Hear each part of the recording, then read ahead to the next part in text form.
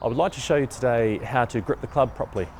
There's a lot of talk about how to grip it, and I see a hell of a lot of people with some funny looking grips. I don't see too many people that haven't had proper coaching who grip the club really well. Now I want to show you how to put the left hand on first if you're a right-handed player. Reverse it if you're left-handed. Now with the club flat on the ground and with the club face pointing in the direction that you want the ball to travel, the left hand goes at the top of the grip. Now what you're aiming to do is to get the club to run diagonally across the hand.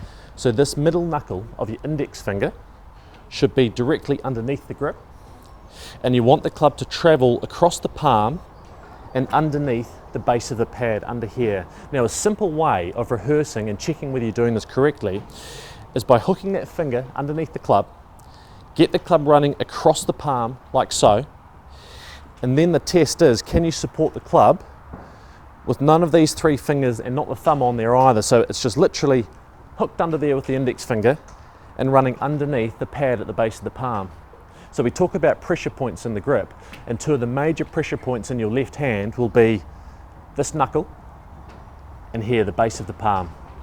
Now, when you then put the hand completed on the grip, what you're looking to see is the thumb ever so slightly to the right hand side. So you don't want it straight down the middle of the grip.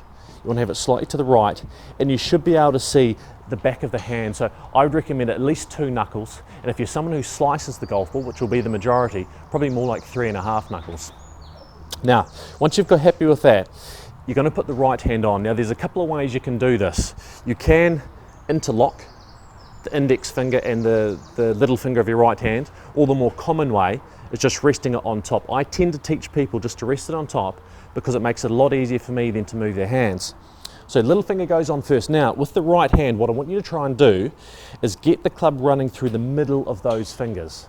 So it's through there, you clamp on, and then you close over. Now the reason why I say through the middle of these fingers is that I see a lot of people gripping the club with the club too much at the base of the fingers and even into the palm, and what that means is the right hand starts to look a bit like this. So it's too much on the side of the club. You want to try and get the hand on, get the club running through the middle of those fingers, so that when you clamp on, you create this V between the thumb and the index finger. Now that V should point almost straight up the golf club.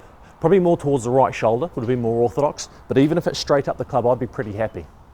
So the completed grip is going to look something like this. Now a final tip, with this right hand, you want to try and get the tip of the thumb to be level with that knuckle.